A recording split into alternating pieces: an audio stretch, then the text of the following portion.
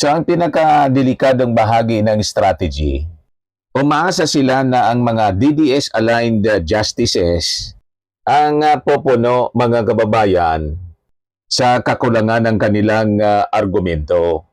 So paano? Palalawakin po yung interpretasyon ng due process. Gagamitin yung expanded jurisdiction para makialam mga kababayan. At saka mag-i-issue ng TRO kahit wala pang malinaw na constitutional violation.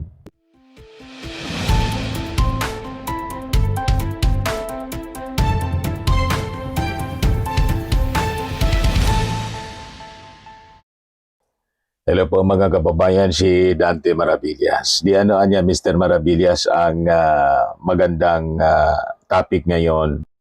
Ang topic natin ngayon, Sara's Squid Game. Ang larong pusit ni Sara Duterte. Duterte na naman niya Mr. Maravillas. Wala man pong ibang topic na pwede nating pag-usapan kasi yan ang lumalabas sa mga balita. Alangan magkwento tayo ng hindi man po mga hot topics dito. Yan ang labas ng labas. Yan o. Siya yung madalas na tanungin ng media o. Sara Duterte, hindi raw iniisip ang impeachment laban sa kanya. Report po mga kababayan ng Philippine Star. Ibinahagi ni Vice President Sara Duterte na hindi niya iniisip ang impeachment cases laban sa kanya at pinapaubayan niya ito sa kanyang mga abogado. Sa interview kahapon, birthday ng kanyang tatay, nagbigay din ng reaksyon ang Vice Presidente sa grupo ng mga abogado sa pangunguna ni Attorney Israelito Torion na naghain ng reklamo sa Supreme Court para questionin ang impeachment proceedings. Hindi sila nagkonsulta sa akin kasi hindi ko na iniisip ang impeachment sa panahon ngayon. Iniwan ko na lang yan lahat sa mga abogado at siyempre, nagpapasalamat ako sa mga lawyer, independent lawyers na hindi kasama sa defense team na nag-iisip pa rin na ipaglaban ang ating saligang batas at kontrahin ang pag-aabuso ng proseso ng impeachment sa niya. Kayo-kayo na lang ang maniniwala sa ganyang kwento na walang approval yan sa'yo.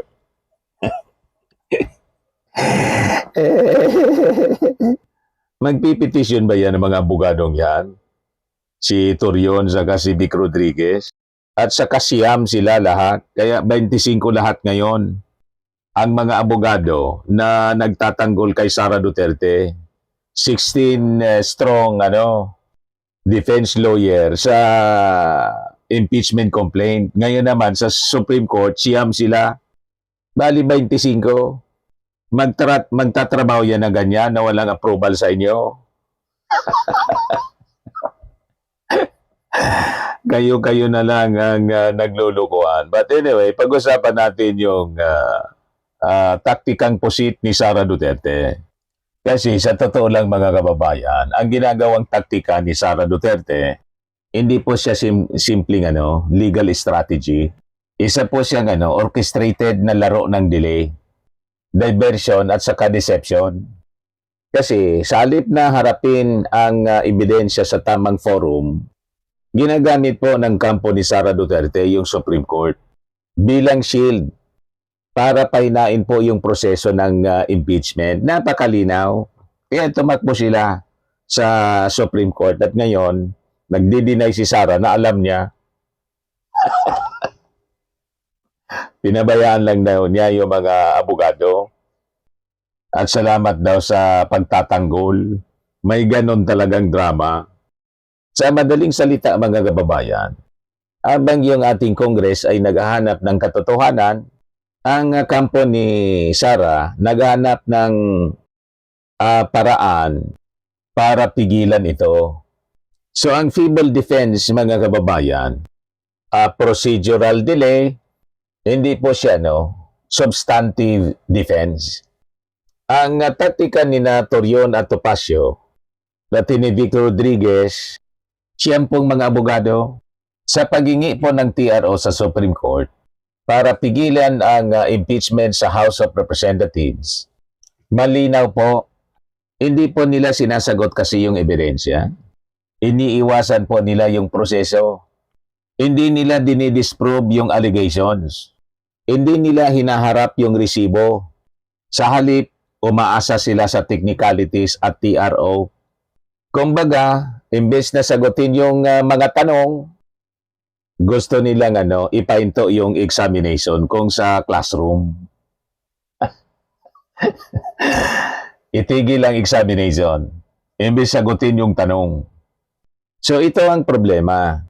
Kapag ang depensa ay umiikot lang sa process at hindi po sa truth, ang ibig sabihin nito, mahina at sablay ang laman ng depensa nila.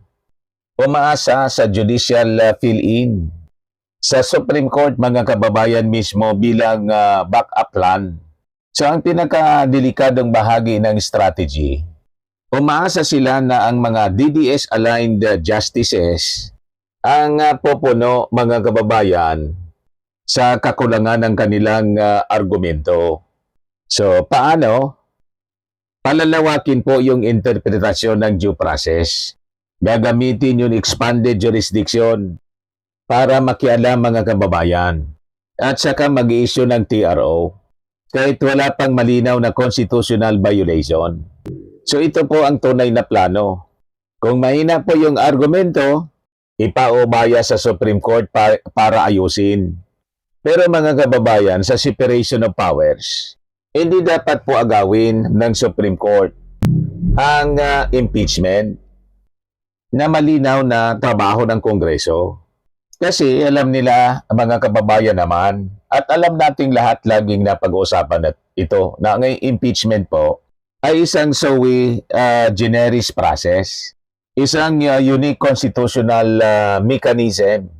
Ang papel po ng Supreme Court, limitado lamang sa klarado pong constitutional violations.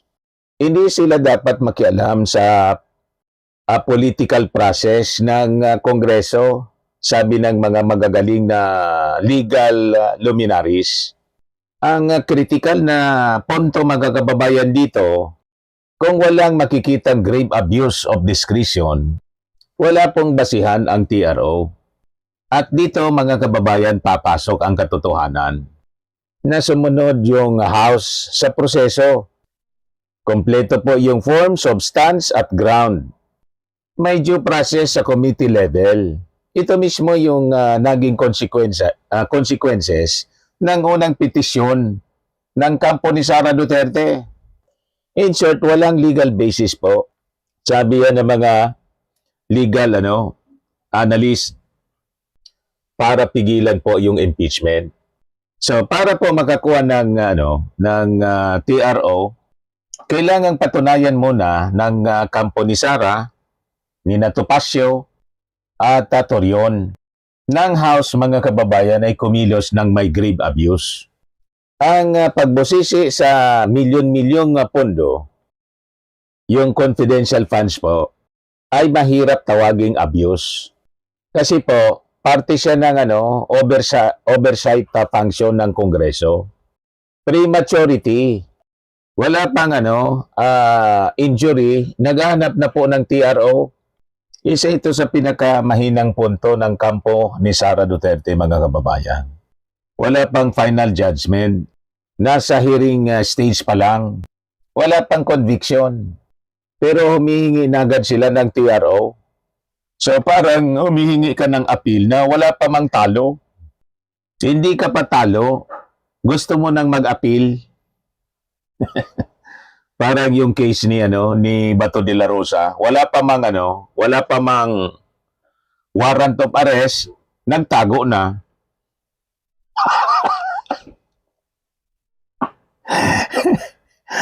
Wala pang warrant of arrest, nagtago na si Bato de la Rosa. Advance kung mag-isip. O di ba? So yung legal implication nito, premature po. Hindi pa siya hinog para sa judicial review. At sa higit sa lahat, ang pagharang, mga kababayan, sa hearing, direkta po siyang paglabag sa power of inquiry ng Kongreso. So, wag dapat tayo maligaw sa technicalities, mga kababayan. Habang nililihis nila yung usapan, Ito yung dapat na ibalik sa publiko. Una yung issue sa confidential funds. Ito yung smoking gun, mga kababayan. Malaki siyang halaga, kulang sa transparency. Hindi malinaw yung paggamit. At ito, mga kababayan, ay hindi kailanman sinagot. Ito po yung sentro ng betrayal of public trust. Then yung COA, disallowances, mga kababayan. Hindi po ito simpleng accounting error. Ito po ay isang official findings ng Commission on Audit. May mali, documented po at may basihan. At kapag may disallowance po, ang ibig sabihin niyan, may pananagutan.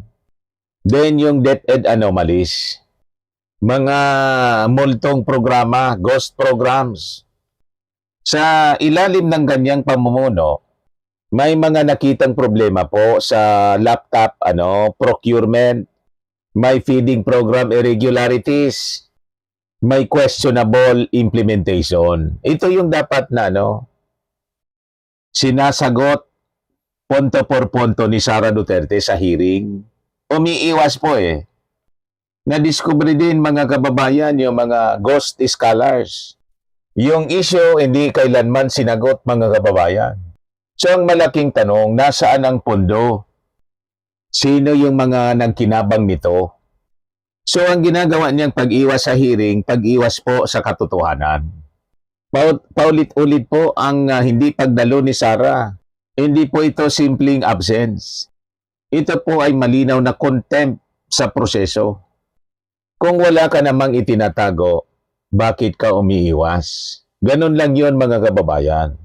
Then yung issue, mga kababayan, sa alleged hidden wealth at illicit links, mga aligasyon ng tagong yaman, koneksyon sa pogo at illegal drugs. Hindi man final ang mga ito. Sapat ito, mga kababayan, para imbestigahan. At yun mismo ang ginagawa ng Kongreso. Kaya nga po, may mga pinapasubpe ng mga tao at mga dokumento. Then yung kanyang pagbabanta na ipapatay. Yung ating Pangulong Bongbong, si Lisa Marcos at si Martin. Nagsimula ito sa isang viral video. Online video niya mismo. Pa-online press con siya sa kanyang mga kakamping vloggers noong November 2024. Kung saan hayagan niyang sinabi na kinausap na niya ang isang tao para ipapatay si PBBM, si Lisa Marcos at si dating Speaker Martin. So bakit ito, mga kababayan, ay tinuturing na admission? Yung hindi niya pagsagot. Sa batas, mga kababayan, ayon sa mga legal experts, ang admission ay isang pahayag ng isang tao na maaaring gamitin laban sa kanya. Direct and specific. Hindi po ito general threat. Binanggit niya yung mga pangalan ng ating Pangulo, ni Lisa, ni Martin. May admitted intent. Yun sa pagsasabi niya na no joke niya. At kinausap ko na niya yung tao. And he said yes, sabi pa niya, mga kababayan. Inamin niya mismo na may pre-existing instruction siya o utos sa isang tao, mga kababayan, yung hitman, na isagawa yung pagpatay. Spontaneous yung statement. Ginawa niya ito sa isang video conference, on record siya at pwede nating tingnan anytime. Masisearch natin, mga kababayan, sa video. May file. Sa ilalim ng rules of court, sabi ng mga legal luminaries, ang mga voluntaryong pahayag na ganito ay matibay na ebidensya dahil galing mismo sa bibig ng akusado. Yan ang rason, mga kababayan, sigurado, kung bakit si Sara Duterte ayaw mag-attend sa hearing. Pati yung kanyang mga abogado umiwas. So ang mga issue na yan, mga kababayan, ay ilan? Ilan lamang sa mga issues na tinatakasan, iniiwasan na sagutin po ni Sara Duterte. Ngayon, yung political strategy, judicial shield narrative. So dito dapat tumama yung narrative. Technicality trap. Senator Yon Topacio nag-file sa Supreme Court, mga kababayan, ng petisyon para makakuha ng TRO to stop the impeachment proceedings. Pero mga kababayan, malinaw. Sila yung mga abogadong hindi sumasagot sa issue. Nagtatago sa technicalities. Umaasa sa Supreme Court kasi alam nila siguro talagang may na yung defense nila. So, simple lang yung mensahe nito na kanilang mga ginagawa. Wala silang maisagot, kaya pinapahinto ang pagtatanong. Yung impeachment proceedings mismo, gusto nilang ipatigil. So, ang nangyayari ngayon, truth versus TRO. So, yung katotohanan, nasa hearing ng Kongreso, yung pagtatago, nasa TRO. Kung inosente si Sara Duterte, mga kababayan, bakit ayaw niyang humarap sa Kongreso? The highest form of due process, mga kababayan, ay yung pagharap at pagsagot sa mga akusasyon. So ito ang totoong Squid Game, mga kababayan. Hindi laro ng survival, kundi laro ng evasion. Hindi laban para sa katotohanan, kundi laban para makaiwas. So habang ang Kongreso, mga kababayan ngayon nagtatrabaho, naghahanap ng sagot, gumaganap sa mandato, ang kampo naman po ni Sara Duterte umiiwas, nagtatago at umaasa sa shortcut. So kapag mga kababayan ang depensa ay TRO technicality, at hindi po katotohanan, malinaw. Hindi nila po kayang ipanalo ang laban ni Sara Duterte. Bakit po? Kasi po maraming nakatagong lihim. Na kapag mga kababayan na bunyag ay magsasara ng maduming pahina ng mga Duterte. Kaya iwas pusit sila ngayon. Sa mga naghanap ng malinis and spacious fitness gym, pumunta lang po kayo sa aming Colossal Fitness Gym. We also offer Grab Car Rental with our brand new 2023 model ng Toyota Innova. We also accept booking for those who are planning to travel via PAL, Cebu Pacific, and other airline companies, local and international, and bills payment for Meralco Bills, PLDT, Aleco Bills, etc. Ang Colossal Fitness Gym is located at 3rd floor Security Bank Building, Landco Business Park, Legazpi City, Albay. For inquiries, look for Chilon Maravillas. Contact number 0966-802-0949. Yan yung aming Innova. Lagi na pong matao sa amin. Pati mga foreigners po, tingnan ninyo. Mga British tourists sila. Ang lalaki ng katawan na, mga kababayan, nag-gym sa amin. Ito naman po, Indian National. Ito mga mga European sila. Ito naman yung bago naming product na binibenta online, iGlow Serum. Whitening po siya galing sa South Korea. Tingnan ninyo yung epekto sa aking anak na architect entrepreneur, Riz Maravillas. For inquiries, look for Riz Maravillas on FB. Ito naman po, Firmax Firming and Lifting Cream. Pinapahid po sa mga pulses and other affected area. Kainan po ito sa mga pains at paninigas ng mga kaso-kasuan. Ito po, Automax Radiant Serum. Sa mukha naman yung application. Anti-aging po siya. You will look 10 years younger than your age. Ito naman po yung bagong product naming binibenta online.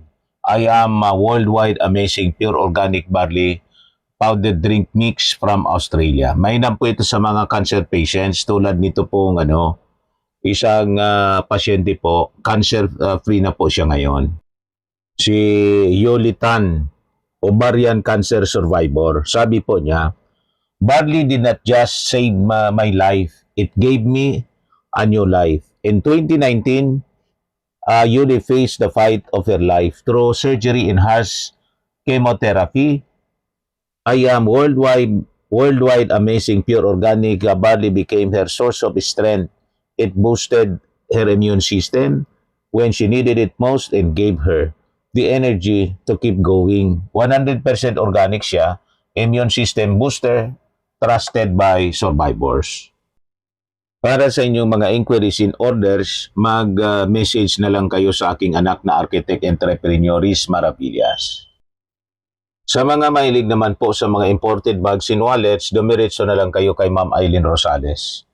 Eileen Closet, nakabase siya po sa Amerika. Yan yung kanyang online na selling, mga kababayan. Sa mga mahilig po magpa-spa, i-try ninyo po dito sa Pamper City, the Medical Aesthetics and Wellness Center. Matatagpuan po sa K1 Center by Prestige Bay, Asiana City, Parañaque City, Metro Manila. Pamper City by OMG, your luxury escape.